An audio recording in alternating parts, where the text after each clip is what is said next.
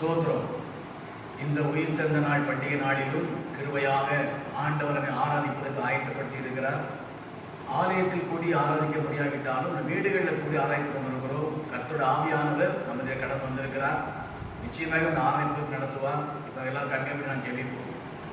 அன்பின் பரலோக பிதாவே, அருமை ஆண்டவரே, இயேசுவின் நாமத்தில் நன்றி செலுத்துகிறோம்.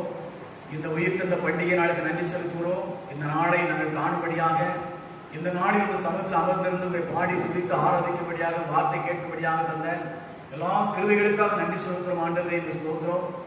பரிசுத்த அலங்காரத்தோடு தொடு கொள்ள வேண்டும் என்று சொல்லியிருக்கிறேன். இப்பொழுதும் நாங்கள் பரிசுத்தம் அடையும்படியாக மீண்டும் ஒருமுறை ரத்தத்தினால் கழுவி எங்களை பரிசுத்தப்படுத்துவீராக.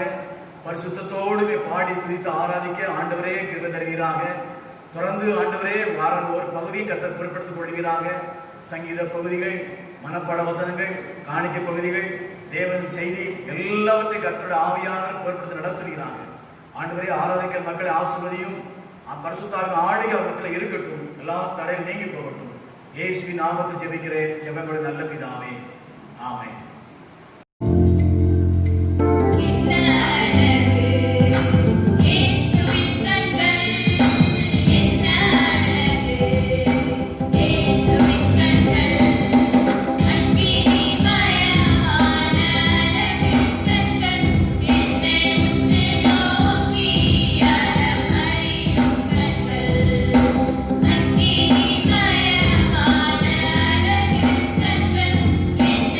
you.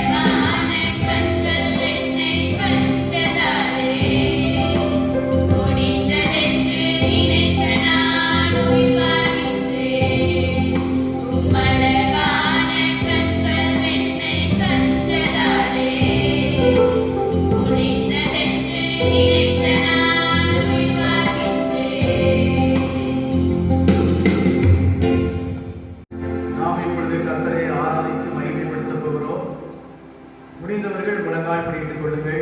மற்றவர்கள் உங்கள் வசதிக்கு ஏற்றபடி அமர்ந்து கொள்ளுங்கள். செல்போன் இருந்தால் அதெல்லாம் சுவிட்ச் ஆஃப் பண்ணி வச்சிருங்க. சிறு பிள்ளைகள் அமைதியாக சொல்லி பயத்தோடு பக்தியோடு கர்த்தரை ஆராதிக்க போகிறோம். நம்ம ஆராதிக்கும் போது வானத்தையும் பூமியும் படைத்த தேவாதி தேவன், ராஜாதி ராஜா நம்மத்திலே கடந்து வந்து நம்மளை ஆசீர்வதிப்பார். அவர் வந்திருக்கிறார் என்கிற உணர்வோடு கூட நாம் ஞானமாய் ஆராதிக்க வேண்டும். பக்தியோடும் புத்தியோடு ஆராதிக்க வேண்டும். எல்லாரும் கண்களை மூடி கர்த்தரை ஆராதிப்போமா? ஹல்லேலூயா, ஹல்லேலூயா, ஹல்லேலூயா. இயேசுவே உம்மை துதிக்கிறோம். இயேசுவே உம்மை ஸ்தோத்திரிக்கிறோம். ஆண்டவரே உம்மை வாழ்த்துகிறோம், வரவேற்கிறோம், போற்றுகிறோம், புகழ்கிறோம், உயர்த்துகிறோம். ஹல்லேலூயா. ஆவியான தெய்வமே, எங்களை ஆட்கொள்ளுகிற ஆண்டவரே, வழி நடத்தும் தெய்வமே, ஹல்லேலூயா. புதிய வாழ்வு தரும் புனித ஆவியே, பரிசுத்த தெய்வமே, பரலோக தீபமே.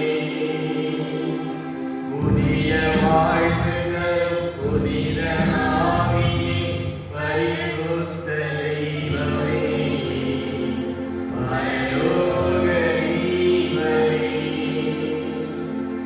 இருள் நிறைந்த உலகத்திலே வெளிச்சமாய் மாறுமையா. இருள் நிறைந்த உலகத்திலே வெளிச்சமாய் மாறுமையா. பாவை இருள் நீக்கி பரிசுத்தமாக்கும் பரமனை மாறுமையா. பாவை இருள் நீக்கி பரிசுத்தமாக்கும் பரமனை மாறுமையா. வரவேண்டும் நல்லவரே, வரவேண்டும் நல்லவரே, வரவேண்டும் நல்லவரே, வரவேண்டும் நல்லவரே. தடைகள் நீக்கும் தயாமரே, தயாமையா. ஒடுங்கி போன எங்கள் ஆவியை விரட்டி உற்சாகம் தாருமையா. ஒடுங்கி போன எங்கள் ஆவியை விரட்டி உற்சாகம் தாருமையா. வரவேண்டும் வல்லவரே, வரவேண்டும் நல்லவரே, வரவேண்டும் வல்லவரே, வரவேண்டும் நல்லவரே. என்னை அபிஷேகம் எங்கள் மேலே நிரம்பி வழியடுமே. என்னை அபிஷேகம் எங்கள் மேலே நிரம்பி வழியடுமே. மண்ணான உடலை வெறுத்து வெறுத்து என்றும் பண்பாடி மகிழனுமே. இந்த மண்ணான உடலை வெறுத்து வெறுத்து என்றும் பண்பாடி மகிழனுமே. வரவேண்டும் வல்லவரே, வரவேண்டும் நல்லவரே, வரவேண்டும் வல்லவரே, வரவேண்டும் நல்லவரே. உலகம் எங்கிலும் சுவை தரும் பெண்ணிற உப்பாய் மாறணுமே. உலகம் எங்கிலும் சுவை தரும் பெண்ணிற உப்பாய் மாறணுமே. இலைகள் புதிரால் கனிகள் தந்திடும் மரமா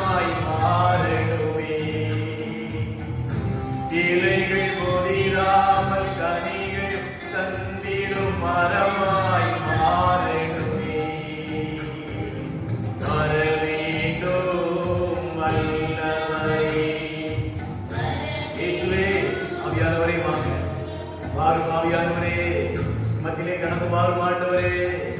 எண்ணெய் அபிஷேகத்தினால் நிரப்பும்படியாக ஆண்டவரே, எல்லாம் தடைகள் நீக்கும்படியாக நாங்கள் தேசத்திலே சுவையில் ஒப்பாய் காணும்படியாக உண்மை ஆவியோடு உண்மையோடு ஆராதிக்கும்படியாக இதிலே கடந்து வருகிறார் ஆண்டவரே.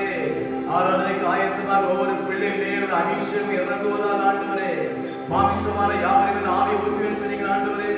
வேத வசனத்தின்படியாக இருக்கிற எல்லா பிள்ளைகள் மேலும் உடைய ஆவியால் ஊற்றி நிரப்பும்படியாக நான் அர்ப்பணிக்கிறேன் ஆண்டவரே. இறங்கி அபிஷேகிப்பீராக, இறங்கி ஆசீர்வதிப்பீராக, இறங்கி நிரப்புவீராக. இந்த பிள்ளைகள் வீடு முழுவதும் மகிமையால் நிறைந்திருக்கட்டும் ஆண்டவரே. பிள்ளைகள் ஆராதிக்க இடம் மகிமையால் நிறைந்திருக்கட்டும் ஆண்டவரே.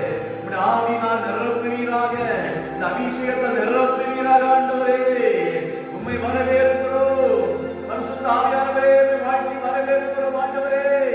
நீர் இல்லாத ஆராதனை வீணான ஆராதனை இருக்கும் என்று அறிந்திருக்கிறோம். நீர் வார்த்தைகள் ஆராதனைக்கு வழி நடத்துவீராக ஆண்டவரே. ஸ்தோத்திரம்.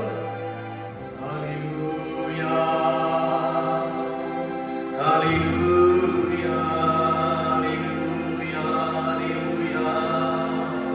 இயேசுவே, இயேசுவே, இயேசுவே. இம்மட்டுகளை காத்து நடத்துவது ஆண்டவரே. இந்த வாரம் முழுவதுமாக கண்மணி போல காத்து நடத்துவதீர் ஆண்டவரே. இந்த மாதத்தில் ஆண்டவரே, இந்த பாதை நாட்கள் கண்மணி போல காத்து நடத்தி வந்தீர் ஆண்டவரே. ஒரு குறைவில்லாமல் நடத்தி வந்தீர் ஆண்டவரே. ஒரு நோய் நொடி இல்லாமல் நடத்தி வந்தீர் ஆண்டவரே. கவலை கண்ணீர் கஷ்டமில்லாமல் நடத்தி வந்தீர் ஆண்டவரே. பசி பஞ்சமில்லாமல் நடத்தி வந்தீர் ஆண்டவரே. உம்மை கோடி கோடியாய் உமக்கு நன்றிகளை ஏறெடுக்கிறோம். உம்மை துதிக்கிறோம், உம்மை ஸ்தோத்திரிக்கிறோம் ஆண்டவரே. ஹல்லேலூயா. எல்லாரும் விசுவாசம் சுகமானவரை பார்த்து நிறைவான ஆசீர்வாதத்தை பெற்ற பிள்ளைகள் நான், நிறைவான நன்மைகளை பெற்று நான் மகிழ்ச்சியோடு ஆண்டவருக்கு நன்றி தெரிவிப்போம். ஹல்லேலூயா. ஒரு குறைவில்லாமல் காத்து வந்தீரே, கோடி ஸ்தோத்திரமே. என்னை அதிசயமாக நடத்தி வந்தீரே, ஆயிரம் ஸ்தோத்திரமே, 10,000 ஸ்தோத்திரமே. ஆருயிரே, ஆறுதலே, ஆயுளெல்லாம் காப்பவரே. ஆருயிரே, எல்லாம் சொல்லுவோம். ஆறுதலே, ஆயுளெல்லாம் காப்பவரே. ஒரு குறைவில்லாமல் காத்து வந்தீரே, கோடி ஸ்தோத்திரமே. என்னை அதிசயமாக நடத்தி வந்தீரே, ஆயிரம் ஸ்தோத்திரமே, 10,000 ஸ்தோத்திரமே. என் விளக்கை ஏற்றினீரே, என் இருளை அகற்றினீரே. விளக்கை ஏற்றினீரே, என் இருளை அகற்றினீரே. கண்கள் முன்பாக என் தாயை விழிக்கச் செய்தீரே. கண்கள் முன்பாக எங்கள் தாயை விழிக்கச் செய்தீரே. ஆருயிரே, ஆறுதலே, ஆயுளெல்லாம் காப்பவரே. ஆருயிரே, ஆறுதலே, ஆயுளெல்லாம் காப்பவரே. ஒரு குறைவில்லாமல் காத்து வந்தீரே, கோடி ஸ்தோத்திரமே. என்னை அதிசயமாக நடத்தி வந்தீரே, ஆயிரம் ஸ்தோத்திரமே, 10,000 ஸ்தோத்திரமே. ஆண்டவரே, அற்புதமாய் நடத்தி வந்தீங்கப்பா. அன்னைக்கு இஸ்ரவேல் ஜனங்களை வனாந்திரத்துல ஆண்டவரே வானத்து மன்னாவை கொடுத்து, காடை கொடுத்து, கண்மலை தண்ணீரை கொடுத்து நடத்தி வந்த அதே தெய்வம் இன்னைக்கும் எதிரடையான சூழ்நிலையிலும் ஆண்டவரே அற்புதமாய் குறையில்லாமல் நடத்தி வந்தீர் ஆண்டவரே. உம்மை நன்றியோடு உம்மை துதித்து ஸ்தோத்திரிக்கிறோம்.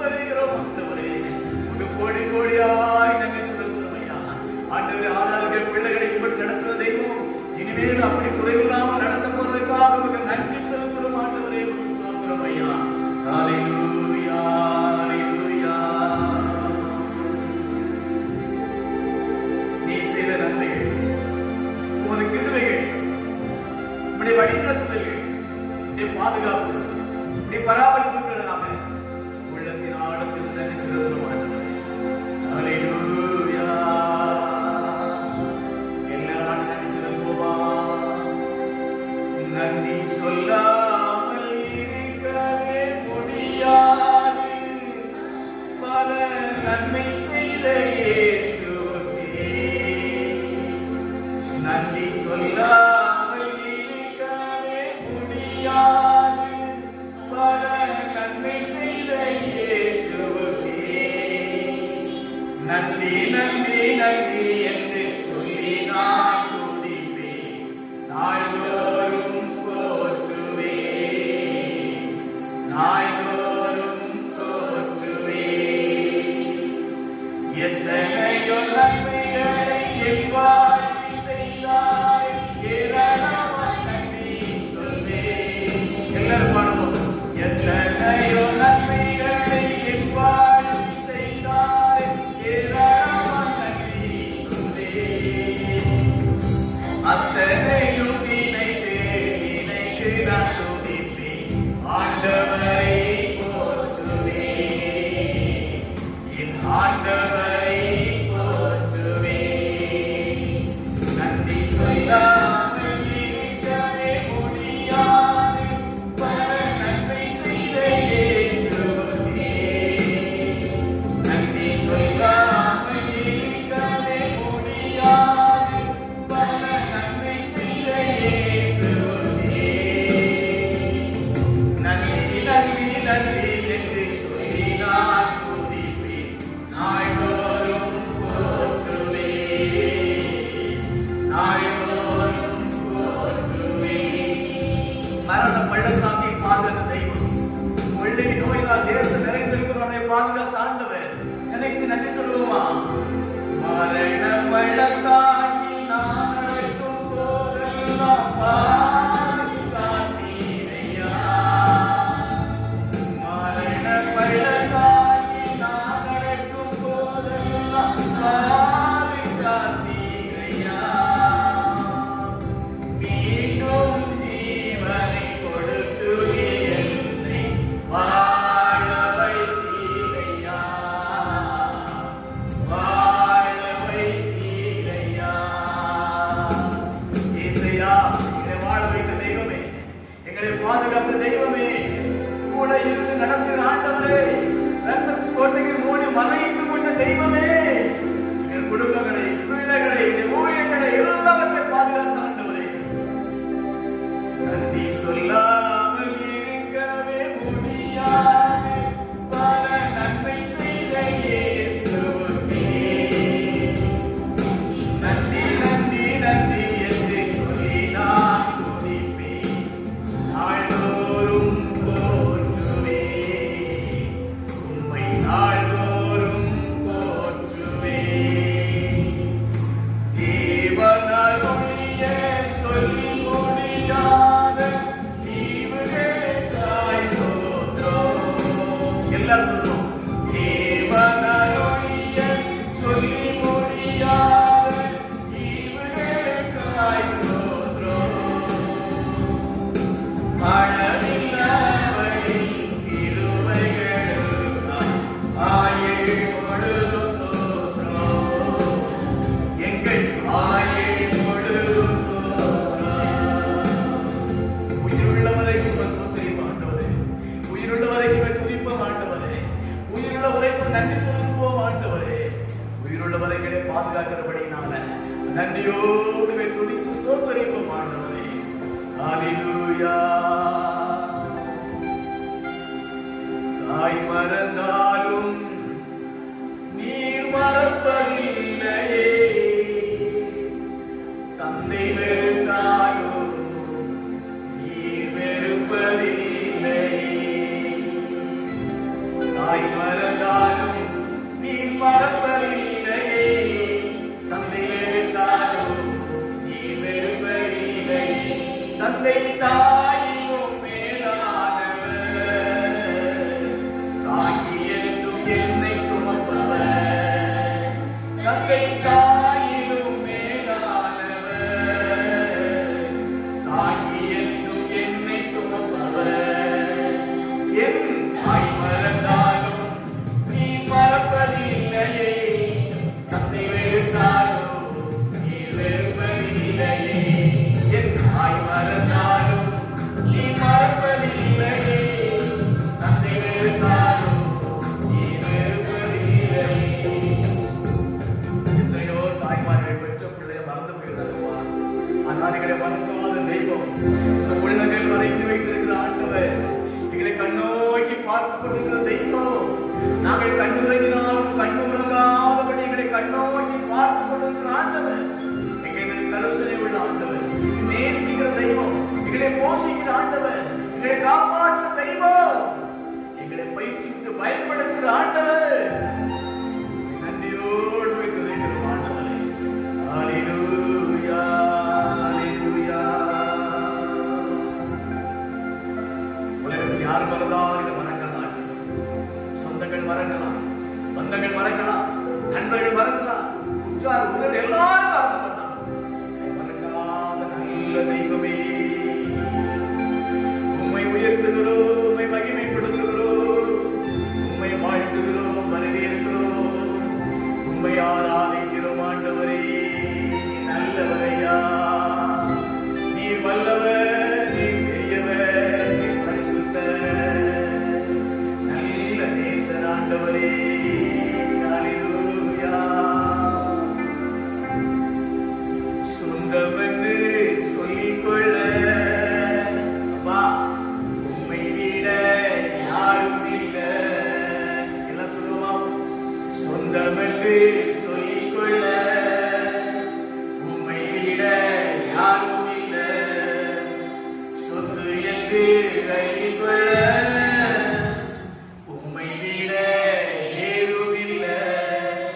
எல்லா சொந்தத்துக்கு மேலான சொந்தம், எல்லா சொத்துக்களுக்கும் மேலான சொத்து, எல்லா ஆஸ்திகளுக்கும் மேலான ஆஸ்தி, எல்லா ஐஸ்வர்யங்களுக்கும் மேலான ஐஸ்வர்யம் உள்ள தெய்வம் அல்லவரே ஆண்டவரே. ஹல்லேலூயா. சொந்தம் என்று சொல்லிக்கொள்ள உம்மை விட யாரும் இல்லை. சொத்து என்று அள்ளிக்கொள்ள உம்மை விட ஏதும் இல்லை. இயேசுவே, இயேசுவே, எல்லாம் இயேசுவே. எல்லாம் சொல்லுங்க. இயேசுவே, இயேசுவே, எல்லாம் இயேசுவே. உம் கிருபையினால் நான் பிழைத்துக் கொண்டேன், உம் பாசத்தினால் நான் திகைத்து போனேன். உம் கிருபையினால் நான் பிழைத்துக் கொண்டேன், உம் பாசத்தினால் நான் திகைத்து போனேன். நான் திகைத்து போனேன், நான் திகைத்து போனேன். சொந்தமென்று சொல்லிக்கொள்ள உம்மை விட யாரும் இல்லை. சொத்து என்று அள்ளிக்கொள்ள உம்மை விட ஏதும் இல்லை. இயேசுவே, இயேசுவே,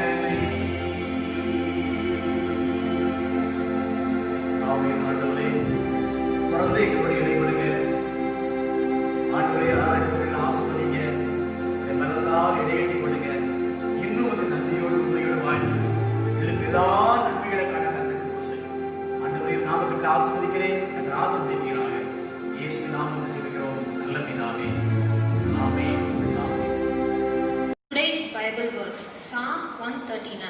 O Lord, thou hast searched me and know me. Thou dost know when I sit down and when I rise up. Thou dost understand my thought from afar. Thou dost scrutinize my path and my lying down, and art intimately acquainted with all my ways. Even before there is a word on my tongue, behold, O Lord, thou dost know it all. Thou hast enclosed me behind and before, and laid thy hand upon me. Such knowledge is too wonderful for me. It's too high. I cannot attain to it. Where I can go from thy spirit, or where I can flee from thy presence? If I ascend to heaven, thou art there. If I make my bed in Sheol, behold, thou art there. If I dwell in the remotest part of the sea, even there thy hand will lead me, and thy right hand will lay hold of me. If I say, surely the darkness will overwhelm me, and night around me will be night. Even the darkness is not dark to thee, and night is as bright as the day. Darkness and light are alike to thee. For thou didst form my inward parts, thou didst weave me in my mother's womb.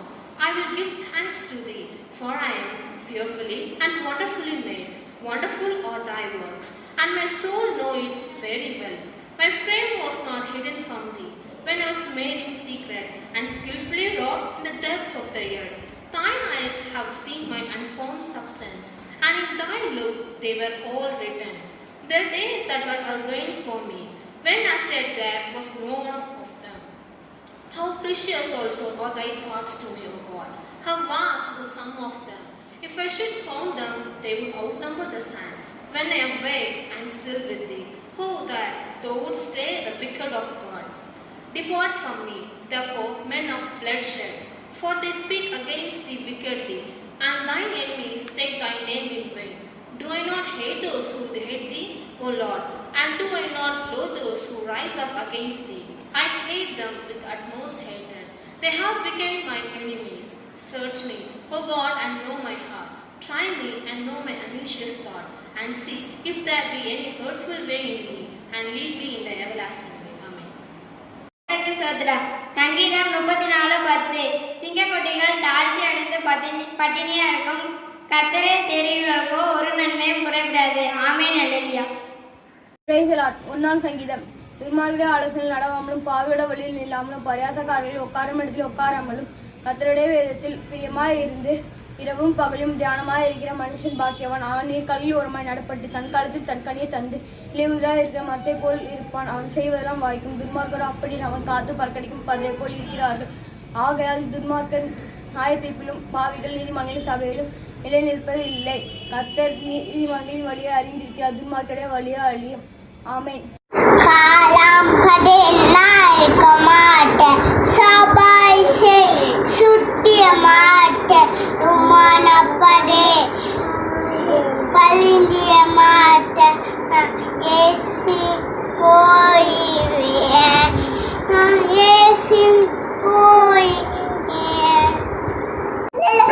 தாலாம் பதலை நானிட்ட மாட்டி சவாயை சுட்டிய மாட்டே இமாமா பதல் பாதி மாட்டே நானேசி போடிகேன், நானேசி போடிகேன்.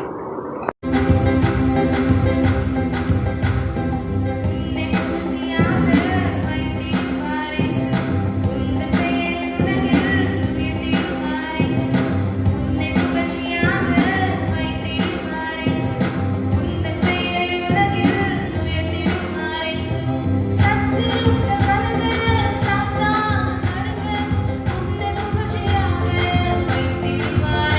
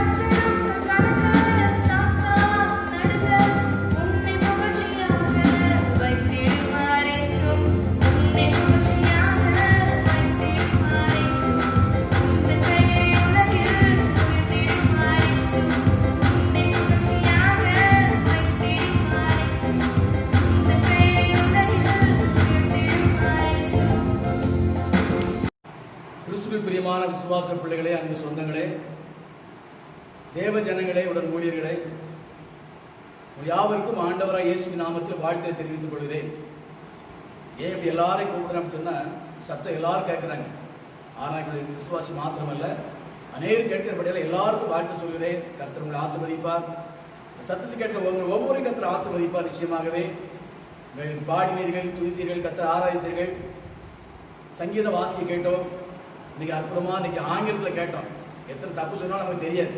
தெரிஞ்சவங்களுக்கு தெரியும், தெரியாமல் தெரியாது. தப்பு இருக்காது. நல்ல பிள்ளை வாஸ்தவா காணிக்கை பாடல பாடினோம். காணிக்கெல்லாம் படைச்சிருப்பீங்க. நீங்கள் படைக்கப்பட்ட காணிக்கையை ஒருவேளை நீங்கள் வேறு சபையை சார்ந்தா இருந்தால் உங்கள் சபை பாஸ்வேர்டை கொடுத்துருங்க. எந்த சபை உங்கள் சொந்த சபையோ அந்த சபையில் கொண்டு காணிக்கை கொடுத்துரும். மாற்றி கொடுக்கக்கூடாது. அதுதான் உங்களுக்கு ஆசீர்வாதம். ஸ்தோத்திரம். அது மாத்திரமல்ல, நாம் தொடர்ந்து இந்த லாக்டவுன் நாட்களிலிருந்து தினசரியும் காலை மன்னா இந்த தலைப்பில் ஒரு செய்தியை கேட்டுக்கொண்டிருக்கிறோம். எல்லாம் நீங்கள் அறிந்தது தான். இன்றைக்கு 115வது நாள் இந்த ஆராதனை செய்தி.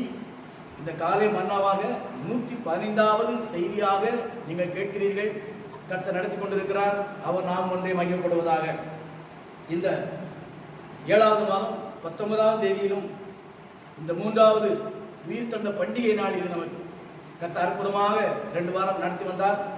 கடந்த வாரத்தில் நாம் என்னுடைய கிருபைகளை குறித்து தியானித்தோம். அநேகர் ஆசீர்வதிக்கப்பட்டீர்கள்.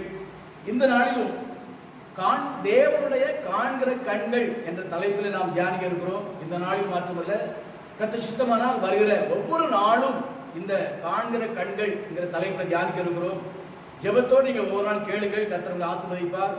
இந்த செய்தியை யூடியூப்ல நீங்க கேட்கலாம். அது மாத்திரமல்ல, பழைய கடந்த நாட்களில் வாய்ஸ் ரெக்கார்டில் நிறைய செய்தி அனுப்பிட்டு இருந்தோம். அதெல்லாம் இப்போ கர்த்தர் கிருபையினால அது ஆடியோவாக யூடியூப்ல பதிவேற்றம் செய்யப்பட்டிருக்கிறது. ஆகவே கிட்டத்தட்ட 100க்கு மேலான செய்திகள் இருக்கிறது. இந்த காலை மன்னாங்கிற தலைப்புல எல்லா செய்தியும் கேட்டு நீங்கள் ஆசீர்வதிக்கப்படுங்கள். நிச்சயமாகவே தேவன் ஆசீர்வதிப்பார். ஆண்டவர் நன்றியோடு வாழ்வோம். கர்த்தர் ஆசீர்வதிப்பார். தொடர்ந்து இந்த காலை மன்னா ஊழியத்தை ஜெபியுங்கள். உங்கள் சபைக்காக ஜெபியுங்க. தேசத்தில் எல்லா ஊழியர்களும் ஜெபியுங்க. கர்த்தர் ஜெபத்தை கேட்டு எல்லாத்தையும் ஆசீர்வதிப்பார். மாத்திரமல்ல, தேசத்துக்கு நாம் ஜெபிக்க வேண்டும். தேசத்துக்காக தேச ஆளுநர்கள், அரசியல் இருக்கிறவர்கள், அரசு அதிகாரிகள், அரசு ஊழியர்கள், காவல்துறை, அதே போல் இராணுவம், நீதித்துறை, மருத்துவத்துறை, கல்வித்துறை, இப்படி எல்லாருக்கும் நம்ம ஜெபிக்கணும். சம்பந்த கொரோனா நாட்களில் ஜனங்கள் நிறைய பாதிக்கப்பட்டிருக்கிறாங்க. அவங்களுக்காக நம்ம ஜெபிக்கணும். கர்த்தர் சுகத்தை கொடுக்கும்படியாக அவளுக்கு சுகத்தை கொடுக்க வேண்டும் என்று தன் உயிரையும் பணம் வைத்து பிரயாசப்பட்டு கொண்டிருக்கிற டாக்டர், நர்ஸுகளுக்கு அதிகமாக நம்ம ஜெபிக்கணும். அது மாத்திரம் கொரோனா காலங்களில் ஜனங்கள் வெளியே அறையாதபடி தன்னுடைய சுகத்தையெல்லாம் இழந்து பாதுகாத்து கொண்டிருக்கிற காவல்துறைக்கு அதிகம் நாம் ஜெபிக்க வேண்டும். தேச ரட்சிப்பாக ஜெபிக்க வேண்டும். கர்த்தர் நிச்சயமாக ஜெபத்தை கேட்டு தேசம் பெரிய காலம் செய்வார். அநேகர் ஆசீர்வதிக்கப்படுவார்கள், அநேகர் சுகமடைவார்கள். தேவனுடைய நாமம் மகிமைப்படும். கர்த்தர் ஆசீர்வதிப்பாராக. இந்த நாளிலும் சங்கீத புஸ்தகம் 139ஆம் அதிகாரத்துல 16ஆம் வசனத்தை நம்ம இப்ப வாசிக்க கேட்போம். என் கருவை உடைய கண்கள் கண்டது. என் அவயங்களில் ஒன்றாகிலும் இல்லாத போதே அவைகள் அனைத்தும் அவைகள் உருவேற்படும் நாட்களும் ஒரு புஸ்தகத்தில் எழுதியிருந்தது. 13ஆம் வசனத்தை கூட வாசிப்போம். நீர் உள்ளிந்திரியங்களை கை கொண்டிருக்கிறீர். என் தாயின் கர்ப்பத்தில் என்னை காப்பாற்றினீர். சங்கீதக்காரர் சொல்லி இருக்கிறாரு, என் கருவை உடைய கண்கள் கண்டது. அது உருவேற்படும் நாட்களுக்கு முன்பாகவே ஞாபக புஸ்தகத்தை எழுதி வைத்திருக்கிறீர் என்று சொல்லிட்டு தாய் கர்ப்பத்தை காப்பாற்றினீர் என்று சொல்வதை பார்க்கிறோம். ஒரு மனிதன் ஒரு வயிற்றுல, ஒரு தாயின் வயிற்றுல கருவாக உருவாக என்று சொன்னா அது தேவனுடைய படைப்பு. தேவன் அதை உற்பத்தி செய்கிறார். அவர் செய்த உற்பத்தியா இருக்கிறபடினால், அவர் உருவாக்கின கருவாய் இருக்கிறபடினாலதான் அந்த கருவையோ யாரும் அழிப்பதற்கு அதிகாரம் கிடையாது. அது வேத பிரமாணத்தின்படி குற்றம். இந்திய அரசியல் சட்டத்தின்படி அது குற்றம் தான். சிலருக்கு அதை செய்துகிட்டு இருக்கிறாங்க. அது கொடிய பாவம். கருக்கலைப்பு என்பது கொடிய பாவம். தேவனால் உருவாக்கப்பட்ட ஒரு சிசுவை அதை அழிப்போம் என்று சொன்னால் கொடிய பாவம் என்பதை அறிந்திருக்க வேண்டும். சரி, இருக்கட்டும். நீ யாரும் அப்படி செய்யற ஆட்கள் இல்லை. அப்படி யாராவது செய்தாங்கன்னா ஆள சொல்லுங்க. அப்படி செய்யாதீங்க. கரு உண்டாயிற்று, பெத்து வளர்க்க முடியாதுன்னு சொன்னா பெத்து யாத்திரை கொடுத்துருங்க. முறைப்படி சட்டப்படி கொடுங்கன்னு சொல்லி ஆலோசனை சொல்லுங்க. கருவை அழிக்கக்கூடாது. சரி, கரு உருவாகும் போதே ஆண்டவர் ஒரு ஞாபக புஸ்தகத்தை எழுதி வைக்கிறார். இந்த உருவாகிற கரு பிறந்து வளர்ந்து இது என்னெல்லாம் செய்யும், இவங்களை கொண்டு என்னெல்லாம் செய்ய வேண்டும் என்று ஆண்டவராகிய நம்ம தேவன் ஒரு புஸ்தகத்தை எழுதி வச்சிருக்கிறார். அந்த எழுதப்பட்ட எழுத்தின்படிதான் மனிதனுடைய வாழ்க்கை அமைகிறது. சில வேளைகள்ல சிலர் அந்த எழுதப்பட்ட எழுத்துக்கு விரோதமாக வாழும்போது அவர்கள் பூமியிலே பாதிக்கப்படுகிறார்கள், ஆசீர்வாதத்தை இழக்கிறார்கள், பாவ வாழ்க்கை வாழ்கிறார்கள், உலகத்து முடிவு நாட்கள்ல நரக அக்கறை செல்கிறார்கள் என்று சொல்லி நாம் வேதத்தில் அறிந்திருக்கிறோம். எழுதப்பட்ட அவருடைய சித்தம் நிறைவேறும் என்று சொன்னால், அவர் சொல்லி உபதேசத்தின்படி வாழ்வோம் என்று சொன்னால், நிச்சயமாகவே அவருடைய சித்தம் வாழ்க்கை நிறைவேறும். அவர் என்னெல்லாம் நன்மை வைத்திருக்கிறாரோ, என்ன ஆசீர்வாதம் வைத்திருக்கிறாரோ, நாம் எங்கே எப்படி பயன்பட வேண்டும் என்று வைத்திருக்கிறாரோ, என்றைக்கு நமக்கு மரணம் ஏற்பட வைத்திருக்கிறாரோ அது நிச்சயமா நடக்கும். எந்த மாற்றம் கிடையாது. பிறக்கிறவங்க எப்ப வேணா மறிக்கலாம், அது பிரச்சனை இல்லை. ஒரு கருவிலே சிலர் மறித்து போவாங்க, அது சூழ்நிலை வேற. 5 வயசோ 50 வயசோ 100 110 120 எத்தனை வயசுல மறிக்கலாம், மரணம் கண்டிப்பா ஒரு நாளைக்கு உண்டு. அப்ப கருவில் உருவாகும் போதே நம்ம வாழ்க்கையை குறித்தும் நம்முடைய செயல்பாடுகளை குறித்தும் நாம் என்ன செய்வோம் என்பதை குறித்தும், எங்கே படிப்போம், எங்கே திருமணம் நடக்கும், எத்தனை பிள்ளை பெற்று விடுவோம், என்ன சம்பாதிப்போம், கர்த்தருக்காக எதையெல்லாம் செய்வோம் என்று சொல்லி எழுதி வைத்திருக்கிறார். அதெல்லாம் முடியும் போது நமக்கு மரணம் ஏற்படுகிறது. இதான் சங்கீதக்காரர் அழகா சொல்லி இருக்கிறார். உங்க வாழ்க்கையிலையும் அப்படியாக நீங்கள் கருவில் உருவாகும் போதே உங்களை குறித்து கர்த்தர் திட்டம் வைத்திருக்கிறார். அந்த திட்டம் என்னவென்றுதான் இன்னைக்கு நம்ம சொல்றோம். வேதத்திலிருந்து சில வசனங்கள் மூலம் தியானிக்க இருக்கிறோம். ஜெபத்தோடு கேளுங்கள், கர்த்தர் உங்களை ஆசீர்வதிப்பார், ஆசீர்வாதம் இருக்கும். ஸ்தோத்திரம். சங்கீத புத்தகம் 22ஆம் அதிகாரத்துல 9-10 வசனங்களை வாசிக்க கேட்போம். நீரே என்னை கர்ப்பத்திலிருந்து எடுத்தவர், என் தாயின் முளைப்பாலை நான் உண்மையில் என்னை உம்முடைய பேரில் நம்பிக்கையாய் இருக்க பண்ணினீர். கர்ப்பத்திலிருந்து வெளிப்பட்ட போதே உமது சார்பில் விழுந்தேன். ஸ்தோத்திரம். என்ன சொல்றேன்னா, பிறந்து குழந்தையா இருக்கும்போது பாதுகாத்தீர், அப்புறம் நீரே என் தேவன், அவரை தேவனாய் நாம் சார்ந்து அவரை சார்ந்து வாழ வேண்டும், அவரை தேவனாய் ஏற்றுக்கொள்ள வேண்டும், அவருடைய பிள்ளையாய் வாழ வேண்டும் என்று சொன்னா கருதலை கர்த்தர் பாதுகாக்கிறார். பிறந்து அந்த பிள்ளை என்ன செய்யணுமா, ஆண்டவரே தெய்வமே நீதான் என் தெய்வம் என்று சொல்லி அவருக்கு பிரியமான ஒரு வாழ்க்கை வாழ வேண்டும் என்று விரும்பி கருவிலை கர்த்தர் பாதுகாக்கிறார், உருவாக்குறார் என்று நினைச்சிரும் அறிந்திருக்கிறோம். கர்த்தர் பிள்ளைகளே ஸ்தோத்திரம், அவரை ஏற்றுக்கொள்ளும்படியாக. அதனாலதான் ஒருவேளை நம்ம என்ன சொல்றோம், ஒரு கிறிஸ்துவ குடும்பத்துல பிறந்தவனா இருப்போம். கிறிஸ்துவ குடும்பத்துல பிறந்த ஒருத்தர் கிறிஸ்தவர் ஆக முடியாது. சில நினைச்சிட்டு இருப்போம், எங்க அப்பா கிறிஸ்தவ சொல்லுவாங்க, எங்க தாத்தா பாட்டி காலத்துல எங்க தாத்தா காலத்துல கோயில மணி அடிச்சோம், ஆகவே நான் கிறிஸ்தவன் சொல்லுவாங்க. அது சாத்தி வேதத்தின்படி அது பொருந்தாது. ஏன்னு சொன்னா யோவான் சுவிசேஷம் 1ஆம் அதிகாரம் 12ஆம் வசனம் இப்படி சொல்லி இருக்கிறது, அவர் நாமத்திலே விசுவாசம் வைத்து அவரை ஏற்றுக்கொண்டவர்கள் எத்தனை பேர்களோ அத்தனை பேர்களோ அவருடைய பிள்ளைகள் ஆகும்படி அதிகாரம் கொடுக்கிறார். அப்ப தாயின் கர்ப்பத்துல பாதுகாக்கப்பட்டு பிறந்தவன அவர் பிள்ளையாக நாம என்ன செய்யணுமா, ஆக வேண்டும். நம்ம பிள்ளையா பிறக்கல, பிள்ளையா ஆக வேண்டும். எப்போது ஆகணும், அறிவு வந்தபோது, ஞானம் வந்தபோது, இயேசுவே நீங்க தான் தெய்வம், உண்மை நம்புகிறேன், உண்மை ஏற்றுக்கொள்கிறேன் என்று சொல்லும் போதுதான் அவருடைய பிள்ளையா என்ன செய்யறாங்க, மாறுகிறார்கள் என்று சொல்லி வேதத்துல வாசிக்கிறோம். அது மாத்திரமல்ல, மத்தேயு சுவிசேஷம் 3ஆம் அதிகாரம் 17ஆம் வசனத்துல பரம்பரை தியானிச்சிருக்கிறோம். இயேசு கிறிஸ்து தேவனாய் இருந்தவர் குமாரன் பூமிக்கு வந்தார். அவர் கூட பிறந்து 30 வயசு வரைக்கும் தேவன் அவரை பற்றி எந்த சாட்சி கொடுக்கல. ஆனா ஞானஸ்நானம் எடுத்து கரையேறோட தான் இவருடைய நேசகுமாரன், இவரில் பிரியமாய் இருக்கிறேன்னு சொல்லி வானத்துல சத்தம் வந்தது. பிரியமானவர்களே, கருவில உருவாக்கப்பட்டு பிறந்தவர்கள் அந்த தேவாதி தேவரை தெய்வமாய் ஏற்றுக்கொண்டது மாத்திரமல்ல, அவர்கள் பாவ மன்னிப்பு பெற்று ஞானஸ்நானம் பெற்ற பிறகுதான் தேவன் அவர்களை நேசகுமாரன் என்று சொல்லுகிறார், நம்மள பிரியமாய் இருக்கிற சொல்கிறார். இந்த பிரியமானவர்களாக தேவன் நேசிக்கிற பிள்ளைகளாக நீங்கள் வாழ வேண்டும் என்று கர்த்தர் விரும்புகிறார். அப்படி வாழ்வீர்கள் என்று நம்பிதான் கருவிலை உங்களை பாதுகாத்திருக்கிறார். அல்லேலூயா, அல்லேலூயா. இப்படி வாழ வேண்டும் என்று உங்களுக்கு சரித்திரம் வச்சிருக்கிறார். நீங்க அவரை ஏற்றுக்கொள்ளுவீங்க, ஞானஸ்நானம் எடுப்பீங்க, அவர் பிள்ளையா வாழ்வீங்க, அப்படி கருத்துல பயன்படுவீங்க என்று அப்படி சரித்திரம் எழுதி வைத்திருக்கிறாரு. அந்த எழுத்தின்படி இன்னைக்கு சத்தத்துக்கு நீங்களும் நானும் வாழ்ந்து கொண்டு இருக்கிறோம். ஆகவே நான் ஆண்டவருக்கு மகிமை செலுத்த வேண்டும். அவர் சித்தம் வாக்கினது நிறைவேறி கொண்டு இருக்குது. பிரியமானவர்களே, இன்னும் பார்ப்போம் என்று சொன்னால் சங்கீத புஸ்தகம் 71ஆம் அதிகாரத்துல 6, 7, 8 வசனத்தை வாசிப்போம். நான் கர்ப்பத்தில் உற்பத்தது முதல் உம்மால் ஆதரிக்கப்பட்டேன். கர்த்தர் கர்ப்பத்தில் உற்பத்தி ஆனது முதல் உம்மால் ஆதரிக்கப்பட்டு, எவ்வளவு நல்ல தெய்வம் பார்த்தீங்களா. என் தாயின் வயிற்றிலிருந்து என்னை எடுத்தவர் நீரே. தாயின் வயிற்றிலிருந்து நீங்க தான் என்ன எடுத்தீங்கப்பா. உண்மையே நான் எப்பொழுதும் துதிப்பேன். என்ன செய்வானா, உண்மையே துதிப்பேன். அருமையானவர்களே, இதுதான் கர்த்தர் விரும்புகிறார். தாய் கர்ப்பத்தில் ஆதரித்து பாதுகாத்த தெய்வம் என்ன சொல்றாரு? அவரே நம்ம துதிக்க வேண்டும் என்று விரும்புகிறார். சங்கீதக்காரர் சொல்லி உண்மையே துதிப்பேன் சொல்லி இருக்கிறாரு. இந்த சத்தத்தை கேட்ட அருமையானவர்களே, நீங்கள் யாராவது ஒரு கிறிஸ்தவனா இருந்தோம் கர்த்தரை துதிக்கிற துதி இல்லாமல், கர்த்தரை பாடுகிற பாடல் இல்லாமல், கர்த்தரை ஆராதிக்கிற ஆராதனை இல்லாமல் இருப்பீர்கள் சொன்னால் நீங்கள் பிறந்திருக்கலாம், வாழ்ந்திருக்கலாம், உங்க வாழ்க்கையில தேவ சித்தம் நிறைவேறவில்லை என்று நீங்கள் அறிந்து கொள்ள வேண்டும். தேவ சித்தம் என்னதுன்னா, நாம் கர்த்தரை என்ன செய்யணும்? ஏற்றுக்கொண்டது மாத்திரமல்ல, பிள்ளையா மாறியது மாத்திரமல்ல, அது மட்டுமல்ல, ஞானஸ்நானம் எடுத்து மட்டுமல்ல, அவரை வாழ்நாளில் துதிக்க வேண்டும். எப்ப துதிக்கணும்? அதிகாலையில் துதிக்கணும், நேரம் கிடைக்கும் போதெல்லாம் துதிக்கணும், இது போல ஆறாவது கர்த்தர் துதிக்கணும். இதுதான் கர்த்தர் விரும்புகிறார். இதுக்காக தான் உங்களை பாதுகாத்து, என்னை பாதுகாத்து இந்த பூமியில மனிதனா நடமாடி வைத்துக் கொண்டிருக்கிறார். இந்த அறிவு எத்தனை கிறிஸ்தவர்கள் இல்லாதபடி இந்த ஆராதனை எத்தனை அல்ல தட்டி இருப்பாங்க பாத்தீங்களா? வெளியே பாவம், அது தேவசத்துக்கு விரோதமான ஒரு காரியம். குற்றப்படுத்த நான் சொல்லல, அறிந்து கொள்ள வேண்டும். ஆண்டு சீக்கிரம் வரப்போகிறார். அவர் சித்தத்தை நீ நிறைவேற்ற மட்டும்தான் அவர் வருகைக்கு எடுத்துக்கொள்ளப்பட முடியும்.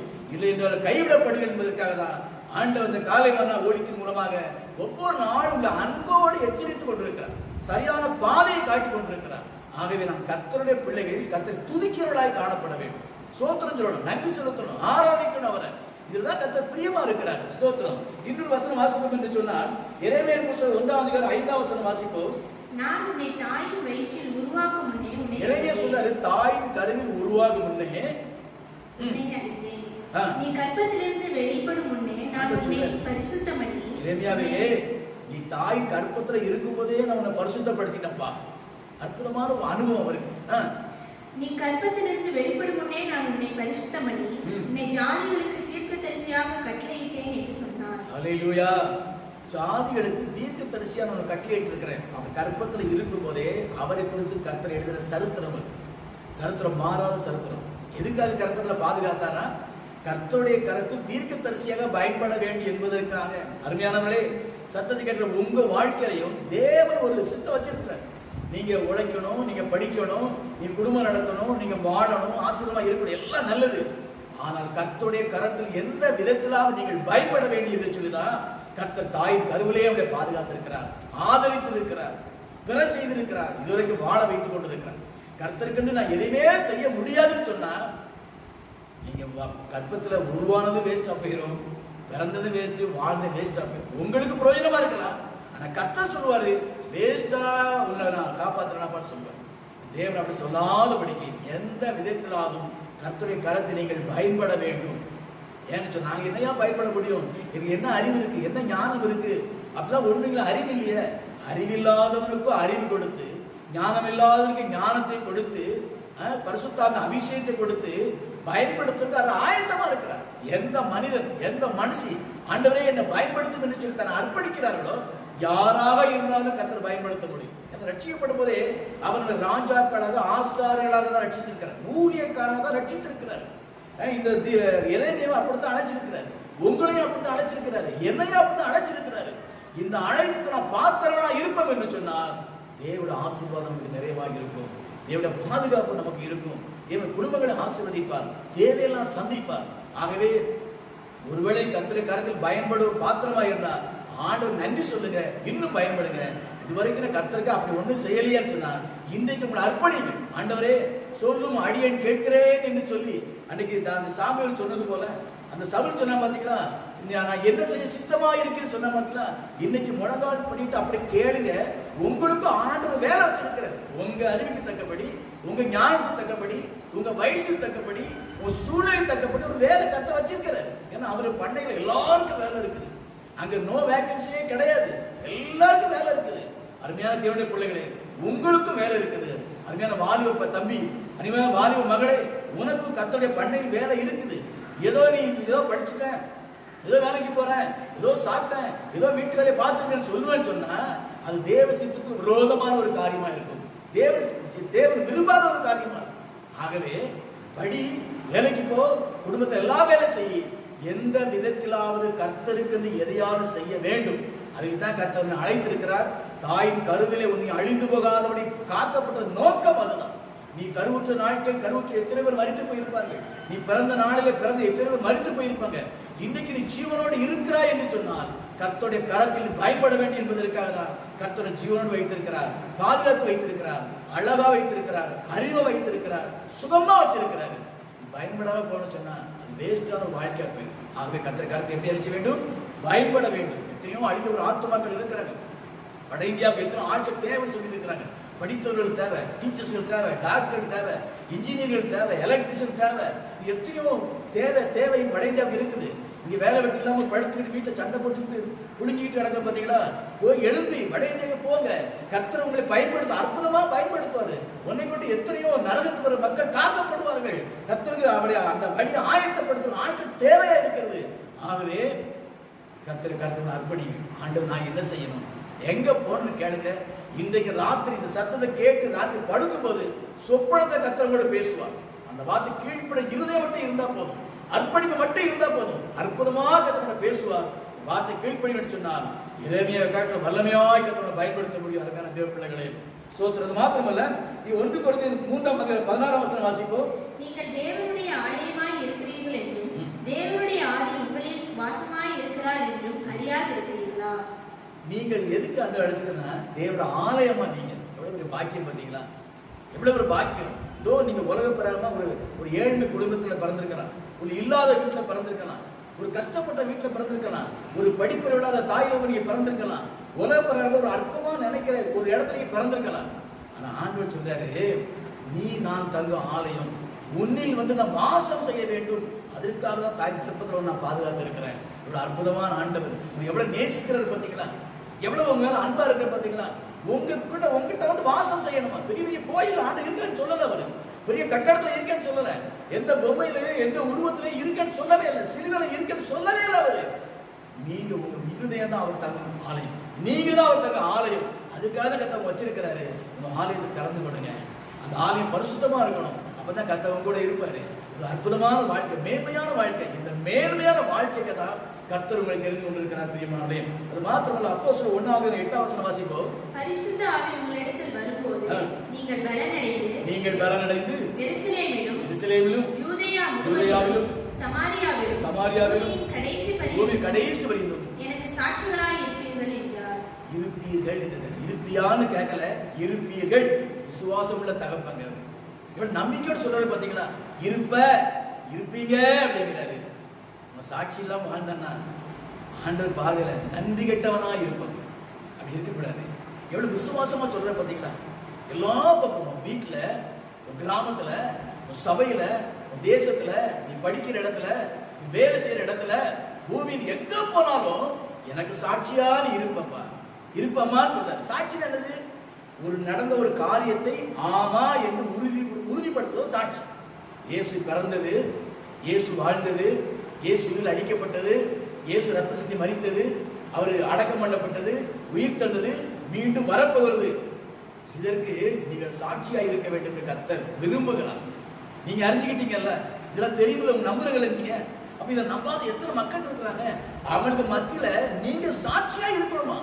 அதுக்கு தான் கர்த்தர் பாதுகாத்து இருக்கிறாரு. சும்மா ஏதோ வாழ்ந்தோம், பிறந்தோம், உழைச்சோம், சாப்பிட்டோம், செத்தோம், அப்படி பரலோகத்துக்கு போறோம், அதுக்காக மட்டும் இல்லை. இந்த பூமியில் எங்கும் நீங்கள் சாட்சியை வாழ்வீர்கள். இயேசு கிறிஸ்து உயிரோடு இருக்கிறார். இயேசு பரிசுத்தமான தெய்வம். இயேசு நன்மை செய்கிறவர், இயேசு ஆசீர்வதிக்கிறவர், இயேசு பாவங்களை மன்னிக்கிறவர், இயேசு சுகம் கொடுக்கிறவர், இயேசு சாஸ்திரை துரத்துகிற ஆண்டவர் என்று சொல்லி இந்த உலகத்துக்கு நீங்கள் சாட்சியா இருக்க வேண்டும் தான் கர்த்தர் உங்களை தெரிந்து கொண்டிருக்கிறார். நீ சாதாரண ஆளா பாருங்க. சில சொல்லுதுமா, நான் யாரா ஏன் பிறந்தேன்னு சொல்லுவோம். இப்போ புரியுதா ஏன் பிறந்தீங்கன்னு? இப்போ அப்படி சொல்லுவீங்களா ஏன் பிறந்தேன் அப்படின்ட்டு? சரி, படி அம்மையை பார்த்து என்ன ஏன் பெத்த அப்படிம்பாங்க. பொத்த நீ உங்க அம்மா பெறல, கர்த்தர் பெற வச்சிருக்கிறாரு. உன்னைய அம்மாவை பார்த்து அப்பா வந்து கேட்கக்கூடாது. அப்படி கர்த்தர் தான் உனக்கு ஒரு கருவை உருவாக்குனாரு. அந்த கருவில் உன்னை ஆதரித்தாரு, உன்னை பாதுகாத்தாரு, அழகா உன்னை உருவாக்குறாரு, பல செய்தாரு. தாய் தகப்பன் ஒரு கருவியா இருந்தாங்க. அவன்கிட்ட இப்படி கேட்கக்கூடாது. இப்போ யாருன்னு தெரியுதா? நீ எதுக்கு கர்த்தர் அழைச்சிட்டா தெரியுதா? எதுக்கு நீ பிறந்தன்னு தெரியுதா? சில சொல்லுவாங்க, நான்லாம் ஏன் பிறந்தேன், பிறந்த வீட்டிலே செத்த முடியும் சொல்லுவாங்க. சாப வார்த்தை சொல்லக்கூடாது. பெரிய வேலையை கத்த வச்சிருக்கிறாரு, மகிமையான வாழ்க்கை வச்சிருக்கிறாரு, உயர்வான வாழ்க்கை வச்சிருக்காரு. அதுக்கு தான் நம்ம அழைச்சிருக்கிறாரு. உணர்ந்து நம்ம செயல்பட வேண்டும், சாட்சிகளா இருக்க வேண்டும் சொல்லி இருக்கிறார். அது மாத்திரம் சங்கீதம் 92:15 வாசிப்போம். அவர்கள் முதிர் வயதிலும் கனி தந்து புஷ்டியும் பசுமையுமாய் இருப்பார்கள். அல்லேலூயா. கருவிலை பாதுகாத்த தெய்வம் முதிர் வயதிலும். வாழ்நாள் முதிர் வயதுனா எத்தனை வயது தெரியுமா? தெரியுமா உங்களுக்கு? என்னைக்கு சாவரமோ அதான் முதிர் வயது. 5 வயசு செத்தா 5 வயசா முதிர் வயது. 20 வயசு செத்தா 20 தான் முதிர் வயது. 50 செத்தா 50 தான் முதிர் வயது. அதான் முதிர் வயது. முதிர் வயதுன்னா அப்போ ஏதோ 100 120 ஐயோ இவன் 10 வயசு செத்து போட்டான் 30 வயசு செத்து போட்டான் அழப்படாது. முதிர் வயதுன்னா சரித்திரம் ஆண்டு எழுதி வச்ச சரித்திரம் முடிஞ்சிச்சு. இப்போ வேலை முடிஞ்சு போச்சு, கூட்டிட்டு போற அவ்வளவுதான். அவர் எப்போ கூப்பிடுறோ அப்போ போயிடும். நம்ம விஆர்எஸ் வாங்கக்கூடாது, அது மாதிரி நம்ம டிஸ்மிஸ் ஆகக்கூடாது, சஸ்பெண்ட் ஆகக்கூடாது. அப்படின்னா என்ன அர்த்தம்? கர்த்தர் பிரியமெல்லாம் வாழ்ந்தா டிஸ்மிஸ் பண்ணிடுவாரு, சஸ்பெண்ட் பண்ணிடுவாரு. அது மாதிரி அந்த மாதிரி சூழ்நிலை போயிடக்கூடாது. நம்ம அவருக்கு உண்மை உத்தமாக வாடும்போது நிச்சயமா உயிர் உள்ள வரைக்கும் அவன் அந்த என்ன முதிர் வயது வரைக்கும் மரண நாள் வரைக்கும் நீ கனி கொடுக்கணும். சில சொல்லுவாங்க இந்த காலத்துல ஓடி ஓடி ஓடி செஞ்சையா, இன்னைக்கு என்ன செய்ய, இன்னைக்குல ஒன்றும் முடியல, சும்மா உட்காந்துருக்க. அப்படிலாம் ஒன்றும் கிடையாதுங்க. இயேசு கிறிஸ்து கடைசி மூச்சு இருக்கிறதுக்கு ஊழியம் பண்ணு. ஸ்தேவான் கடைசி மூச்சு இருக்கு தேவனை மகிமைப்படுத்த செத்தார். உயிர் உள்ள வரைக்கும் கர்த்தருக்கு கனி கொடுக்கணும். ஒருவேளை ஓடி ஆடி ஊழியம் பண்ண முடியாட்டாலும் ஆவிக்கிற கனிகள் பார்த்தீங்கன்னா அன்பு, சந்தோஷம், சமாதானம், பொறுமை. வயசுல பொறுமை இல்லாம ஆயிரும். அப்படி ஆகக்கூடாது. வயதான முதியவர்களே, தாய் தகப்பனே, நீங்க கனி கொடுக்கிற பிள்ளைகளா இருக்கணும். அப்பதான் அவங்க பேரன் பேத்தி ரட்சிக்கப்பட்டு ஆண்டு பிரியமா இருப்பாங்க. அப்பதான் அவங்க நேசிப்பாங்க. எல்லாம் தூக்கி கொண்டு முதியோர்களை போட்டுருவாங்க. நிறைய முதியோர்கள் போறதுக்கு என்ன காரணம்னா வீட்டுல வந்து கனி கொடுக்க மாட்டாங்க, நல்ல கனி கொடுக்க மாட்டாங்க, அசுத்த கனி கொடுத்துட்டு இருப்பாங்க. கோபம், எரிச்சல், பொய், புத்தலாட்டம் பண்ணிட்டு இருப்பாங்க. அப்படி இருக்கக்கூடாது முதியர்களே. முதிர் வயதுக்கு நீ என்ன செய்யணும்? ஆவிக்கிலே கனி கொடுக்கிற மக்களா தகப்பனா தாயா நீ காணப்படணும். அப்படி கனி கொடுக்கிறவங்க இருந்தா புஷ்டியா இருப்பீங்களா, ஆரோக்கியமா இருப்பீங்களா, அது மாத்திரமல்ல பசுமையா இருப்பீங்களா. எப்படின்னா அழகா இருப்பீங்க. எத்தனை வயசுல? சாகிற வயசுல அழகா இருப்பீங்க. நீங்க நல்ல ஓடி செய்து நல்ல ஜெபித்தவர்கள் பார்த்தீங்கன்னா மரணத்தில் அந்த பெட்டியில வச்சுக்கிற முகம் வந்து அவ்வளோ பிரகாசமா இருக்கும். என்ன காரணம் தெரியுமா? கனி உள்ள ஒரு வாழ்க்கை வாழ்ந்ததுனால அந்த மரண தருவாயிலும் ஆண்டவர்கள் எப்படி வச்சிருக்காங்கன்னா புஷ்டி பசுமையா வச்சிருக்காங்க. இப்படிதான் கர்த்தர் ஒவ்வொரு நடத்த விரும்புகிறார். பெரியமானவர்களே, நல்ல தெய்வம் பார்த்தீங்களா? ஏன் பிறந்தன்னு கேட்பீங்களா? சாவ போறேன்னு சொல்லுவீங்களா? செத்து தொலையான்னு சொல்லுவீங்களா? சொல்லவே மாட்டி. கர்த்தருடைய இருதயத்தை திறந்திருக்கிறார், மனக்கண்ணை திறந்திருக்கிறார். உங்களை கர்த்தர் ஆசீர்வதித்திருக்கிறார், வெளிச்சத்து பிள்ளையா மாற்றி இருக்கிறார். கடைசி ஒரு வசனம் வாசிப்போம். மத்தேயு சுவிசேஷம் 25:34 வசனம் வாசிப்போம். அப்பொழுது ராஜா தமது வலது பக்கத்தில் நிற்பவர்களை பார்த்து, வாருங்கள், என் பிதாவினால் ஆசீர்வதிக்கப்பட்டவர்களே, உலகம் உண்டானது முதல் உங்களுக்காக ஆயத்தம் பண்ணப்பட்டிருக்கிற ராஜ்யத்தை சுதந்திரித்துக் கொள்ளுங்கள். அல்லேலூயா. ஏதோ கருத்துல உள்ள பயன்படுத்திட்டு தூரம் போட்டு போற தெய்வம் அல்ல. முடிஞ்சு போச்சு. சில பைக்கு பயன்படுத்துவோம், சில பொருட்களை பயன்படுத்துவோம், பயன்படுத்தி பழசாயத்தை தூரம் போடுவோம், பழைய இரும்பு தூக்கி போட்டுவோம். நம்ம ஏன்னா ஆண்டவர் நம்மளை பழைய இரும்புகளை போடுற தெய்வம் அல்ல. நீங்க வயதான காலத்துல உங்களை ஆரோக்கியமா அழகா நடத்தி பயன்படுத்தி ஆசீர்வதிச்சுட்டு என்றைக்கு ஒரு முதிர் வயது என்றைக்கு உங்க ஜீவன் எடுத்துக்கொள்ளப்படுதோ நீங்க பரலோகத்துல போய் உங்களை சேர்க்கிறதுக்கு ஆயத்தமுள்ளவராக இருக்கிறார். நீங்க மறைத்து போகும்போது எழுந்து உங்களை வரவேற்புக்கு ஆண்டு ஆயத்தமா இருக்கிறார். என் பிதாவால் ஆசீர்வதிக்கப்பட்டவர்களே, உலகத்தோற்று முன்பாகவே உங்களுக்கு ஆயத்தம் பண்ணப்பட்ட ராஜ்யத்துக்கு வாங்கன்னு சொல்லி உங்களை அணைத்து கொண்டு பரலோகத்தில் வைக்க போற. பசி தாகம் இல்லாத இடம், கவலை கண்ணீர் இல்லாத இடம், மரணம் இல்லாத இடம், கொடுப்பறை கொள்வதை இல்லாத மேன்மையான இடத்தை கொண்டு வைக்க போகிறாரா? இதுக்கு தான் தாய் கர்ப்பங்களை பாதுகாத்திருக்கிறார். இதுக்கு தான் தாய் கர்ப்பங்களை ஆதரித்திருக்கிறார். இந்த காரியத்துல எதையும் நீ விட்டு விடக்கூடாது. பிரியமானவர்களே, தெய்வமா ஏற்றுக்கொள்ளணும், ஞானசனம் எடுக்கணும், அவர் பிள்ளையா வாழணும், அவருக்கு நேசிக்குமாற வாழணும், அவருக்கு பிரியமில்லாம வாழணும், அவரை துதிக்கணும், அவருக்கு ஏதாவது ஊழியம் செய்யணும், சாட்சியா என்ன செய்யணும், வாழணும், இருள வரைக்கும் அவர் கனி கொடுக்கணும். அவர் கூப்பிடும்போது அவர் ராஜ்யத்துக்கு போகணும். இதுதான் கர்த்தர் உங்களை அழைத்திருக்கிறார். இதுதான் கர்த்தர் உங்களை தாய் கர்ப்ப பாதுகாத்திருக்கிறார். புரிந்தவர்களாக முழங்கால் படிடுவோம். நான் கொஞ்சம் பண்ணுவோம். அன்பின் பரலோக பிதாவே, அருமை ஆண்டவரே, இயேசு நாமத்தில் நன்றி செலுத்துகிறோம். வார்த்தை கேட்ட பிள்ளைகள் சிலர் தன் வாழ்க்கையை வந்து கசந்து போய் இருக்கிறார்களப்பா. ஏன் நான் வாழணும், ஏன் நான் பிறந்தேன், பெற்றோர் ஏன் என்னை பெற்றெடுத்தாருன்னு சொல்லி உடைந்த உள்ளத்தோடு, சோர்ந்த மனதோடு, ஒரு அவிசுவாசத்தோடு கூட வாழ்க்கையில் பிரத்தியோடு கூட இருக்கிற மக்கள் உண்டு. ஆண்டவரே, அவரோடு ஆண்டு பேசி இருக்கிறேன். உனக்கு ஒரு வாழ்வு கத்தை வைத்திருக்கிறார், மேன்மையான வாழ்க்கை வைக்கிறார் என்பதை சொல்லி இருக்கிற ஆண்டவரே, இந்த வார்த்தையிட்ட பிள்ளைகள் இந்த வார்த்தையை நம்பி உணர்வடைந்து உற்சாகத்தோடு சாட்சிகளாய் வாழ்வதற்கு ஆண்டவர் திரும்ப செய்யும். நீர் ஆண்டவர் கர்ப்பத்தில் பாதுகாத்த அந்த நோக்கம் ஆண்டவர் உயிருள்ளவருக்கு நிறைவேறுவதற்கு உதவி செய்யும்படியா நான் ஜெபிக்கிறேன். ஆண்டவரை ஸ்தோத்திரம். சத்திய கேட்ட பிள்ளை ஆசீர்வதிங்க, நாமத்தை மையப்படுத்துங்க, கையில பயன்படுத்துங்க. ஆண்டவரை ஸ்தோத்திரம். சத்தத்தை கேட்ட அநேக வாலிப பிள்ளைகள் வட இந்தியாவுக்கு தன்னை அர்ப்பணிப்பதற்கு ஆயத்தப்படுத்துகிற ஆண்டவரை ஸ்தோத்திரம் ஐயா. கத்திரிக்கார கூட நடத்தட்டும், ஆசீர்வதிக்கட்டும், உங்க நாம் மையப்படட்டும், சித்த நிறைவேறட்டும். கனம் துதி மகிமையெல்லாம் செலுத்துகிறோம். எங்கள் மீட்பெரும் ரட்சகருமாகிய இயேசுவின் நாம் ஜெபிக்கிறேன். ஜெபங்கள் நல்ல பிதாவே, ஆமென். என் ஆத்துமாவே கர்த்தரை ஸ்தோத்திரி, என் முழு உள்ளமே பரிசுத்த நாமத்தை ஸ்தோத்திரி. என் ஆத்துமாவே கர்த்தரை ஸ்தோத்திரி, அவர் செய்த சகல உபகாரங்களை மறவாதே. ஆமென். அல்லேலூயா. கர்த்தராகிய இயேசு கிறிஸ்து கிருபையும் பிதாவுடைய அன்பும் பரிசுத்த ஆவியின் ஐக்கிய வழி நடத்தலும் நம்ம அனைவரோடு கூட சத்தத்தை கேட்ட எல்லா பிள்ளைகளோடு கூட வருகைப்பட்டு காணப்படுவதாக. ஆமென். அல்லேலூயா. கர்த்தர் ஆசீர்வதிப்பாராக. தொடர்ந்து நாளை காலையில் ஒரு காலை மன்னாவோடு சந்திப்போம். அதுவரைக்கும் தேவ கிருபை தாங்கட்டும். அந்த சத்தியத்தை கேளுங்கள், நீ ஆசீர்வதிக்கப்படுவீர்கள். கர்த்தருக்கு ஸ்தோத்திரம். ஆமென். அல்லேலூயா. மரணாதா, இயேசு வருகிறார். ஆயத்தப்படுவோம், ஆயத்தப்படுத்துவோம். கர்த்தரோடு கூட இருப்பாராக. ஆமென்.